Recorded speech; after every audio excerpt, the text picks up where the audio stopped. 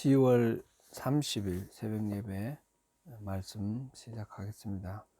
본문은 누가복음 7장 18절에서 23절까지 말씀입니다. 누가복음 7장 18절부터 23절까지 함께 봉독하시겠습니다. 요한의 제자들이 이 모든 일을 그에게 알리니 요한이 그 제자 중 둘을 불러 주께 보내어 이르되 오실 그이가 당신이 오니이까 우리가 다른 일을 기다리오리이까 하라 하매 그들이 예수께 나아가 이르되 세례 요한이 우리를 보내어 당신께 여쭤보라고 하기를 오실 그이가 당신이 오니이까 우리가 다른 일을 기다리오리이까 하되이다 하니 마침 그때에 예수께서 질병과 고통과 및 악귀 들린 자들을 많이 고치시며 또 많은 맹인을 보게 하신지라. 예수께서 대답하여 이르시되 너희가 가서 보고 들은 것을 요한에게 알리되 맹인이 보며 못 걷는 사람이 걸으며 나병 환자가 깨끗함을 받으며 귀먹은 사람이 들으며 죽은 자가 살아나며 가난한 자에게 복음이 전파된다 하라. 누구든지 나로 말미암아 실족하지 아니하는 자는 복이 있도다 하시니라. 아멘.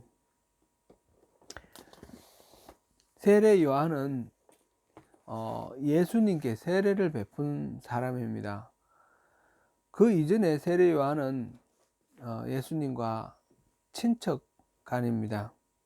정확히 어떤 관계인지는 알 수가 없으나 예수님을 잉태한 모친 마리아가 친척인 엘리사벳을 찾아갔는데 엘리사벳은 요한을 잉태한 상태였습니다. 그때 태중의 아기 요한이 복중에서 뛰놀며 태중의 아기 예수를 환영했습니다. 우리가 앞에서 봤던 누가복음 1장 39절에서 45절 내용입니다. 그리고 마리아는 엘리사벳의 집에 석 달이나 머물렀습니다. 1장 57절 말씀입니다.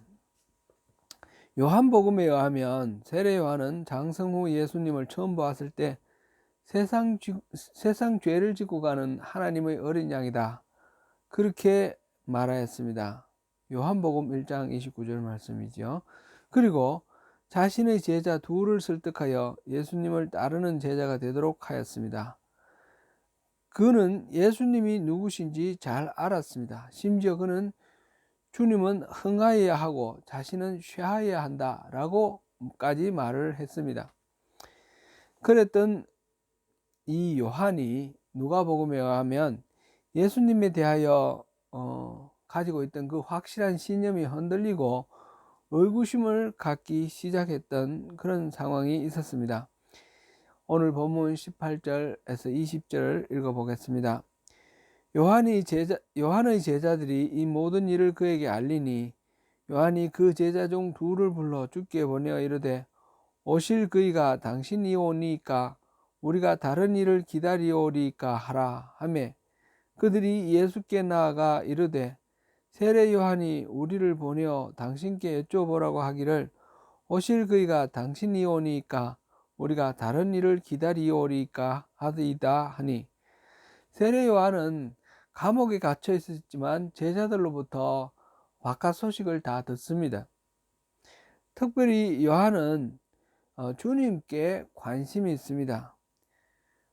요한은 그만큼 주님께 기대하는 바가 컸다라는 의미입니다.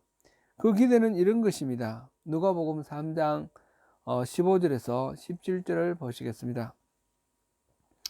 백성들이 바라고 기다림으로 모든 사람들이 요한을 혹 그리스도신가 심중에 생각하니 요한이 모든 사람에게 대답하여 이르되 나는 물로 너희에게 세례를 베풀거니와 나보다 능력이 많으신 이가 오시나니 나는 그의 신발끈을 풀기도 감당하지 못하겠노라.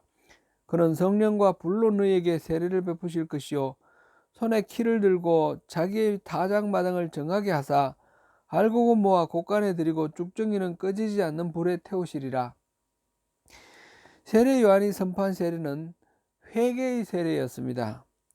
요한은 회개의 세례가 자기 뒤에 오실 메시아의 길을 예배하는 것이라 생각했습니다. 그런데 세례 요한이 생각하는 메시아는 구원의 구원자가 아닌 심판자입니다.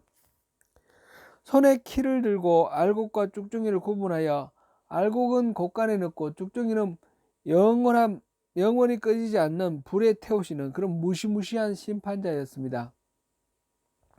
그런데 예수님께서 지금까지 행하신 사역은 세례 요한이 기대했던 것과는 사뭇 다른 것이었습니다. 예수님이 정말 자기가 기다려온 분이라면 자신과 같은 알곡은 높아질 것이며 헤롯과 같은 쭉정이는 다 썰어버리는 그런 일이 일어나야 했습니다. 그러나 요한 자신은 여전히 억울하게 감옥에 갇혀 있고 헤롯이나 압제하는 로마 제국의 그 압제자들은 여전히 득세하고 있는 것입니다. 그러니 예수님이 자기가 기다리던 메시아가 맞는가 아닌가 의구심이 생겨났고 또 다른 분을 기다려야 하는 것은 아닌가 궁금해하는 것입니다. 이 요한의 물음에 예수님의 대답을 우리가 함께 읽어보겠습니다. 본문 21절에서 23절입니다. 마침 그때에 예수께서 질병과 고통과 및 악귀 들린 자를 많이 고치시며 또 많은 맹인을 보게 하신지라. 예수께서 대답하여 이르시되 너희가 가서 보고 들은 것을 요한에게 알리되 맹인이 보며 못 걷는 사람이 걸으며 나병 환자가 깨끗함을 받으며 귀먹은 사람이 들으며 죽은 자가 살아나며 가난한 자에게 복음이 전파된다 하라.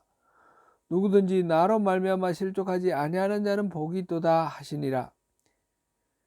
예수님이 고향 나사렛 회당에서 설교하실 때에 읽으셨던 말씀인 이사야 61장 1절 말씀 1절 이하의 본문 말씀과 그것이 연상이 되죠. 비슷한 말씀입니다.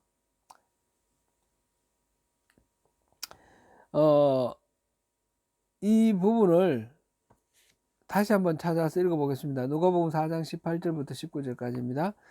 주의 성령이 내게 임하셨으니 이는 가난한 자에게 복음을 전하게 하시려고 내게 기름을 부으시고 나를 보내사 포로된 자에게 자유를 눈먼 자에게 다시 보게 함을 전파하며 눌린 자를 자유롭게 하고 주의 은혜의 해를 전파하게 하려 하심이라 하였더라.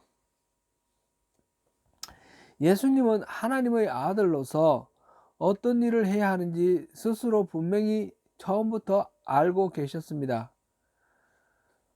예수님은 바로 그것을 선포하셨는데 그것은 구원의 메시지였습니다. 결국 메시아의 사역에 대한 근본적인 이해의 차이가 거기에 예수님과 요한 사이에 있었다. 이렇게 볼 수 있습니다. 세례 요한은 심판자인 메시아를 기다렸고 예수님은 구원자이신 메시아로 이 땅에 오셨던 것입니다. 그렇다면 예수님에 대한 세례 요한의 실망은 과연 정당할까요? 그렇지 않습니다. 자기 자신의 그 기대가 기준이 되는 것이 타당하지 않습니다. 하나님의 뜻과 다른 기대로 말미암아 실망하고 의심하는 요한을 보면서 우리 자신의 모습을 떠올립니다. 우리가 때로 주님께 실망할 때가 있는데 그 이유는 우리가 가진 기대가 주님의 기대와 다르기 때문입니다. 하나님의 뜻에 대한 분별 없이 내 기대와 내 소원과 내 욕망을 기준으로 해서 우리는 실망하고 낙심하게 되는 것입니다. 지금이라도 이 세상을 향하신 주님의 뜻을 바로 아는 것이 필요합니다. 주님은 심판하기 위하여 이 세상에 오신 것이 아닙니다. 구원하기 위하여 오셨습니다. 요한복음 3장 17절 말씀에 하나님이 그 아들을 세상에 보내신 것은 세상을 심판하려 하심이 아니요 그로 말미암아 세상이 구원을 받게 하려 하심이니라 라고 하였습니다. 또 요한복음 12장 47절 말씀에서는 사람이 내 말을 듣고 지키지 아니할지라도 내가 그를 심판하지 아니하노라. 내가 온 것은 세상을 심판하려 함이 아니요 세상을 구원하려 함이로라 라고 말씀하셨습니다.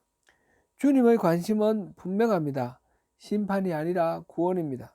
심지어 주님의 말씀을 듣고 지키지 않는다고 하더라도 주님은 하늘에서 불을 내리거나 벼락을 쳐서 심판하려고 하지 않으십니다. 오히려 그들을 더욱 큰 사랑으로 감사하시고 구원하려 하십니다. 이러한 관심으로 주님은 그를 따르는 제자들에게 원수를 사랑하라 하셨습니다. 이와 같은 주님의 마음이 아니었다면, 이렇게 오래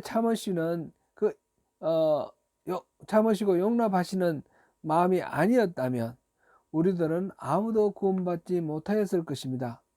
우리의 마음속에 의심의 구름이 일어난다면 먼저 우리의 관심이 하나님의 관심과 일치하는지 점검해 보아야 할 것입니다.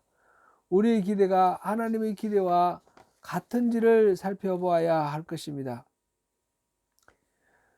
만약 우리의 기대가 하나님의 그 기대와 다르기 때문에 의심하고 실망한다면 우리는 즉시 우리 생각을 바꾸어야 할 것입니다. 그런 의미에서 세례 요한은 우리에게 귀중한 타산지석이 됩니다.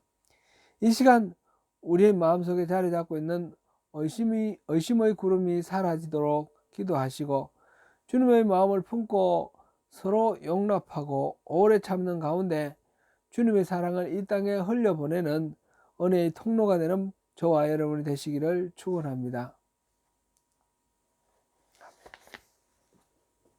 더 깊은 기도와 또 묵상으로 주님께 가까이 나아가시길 바랍니다.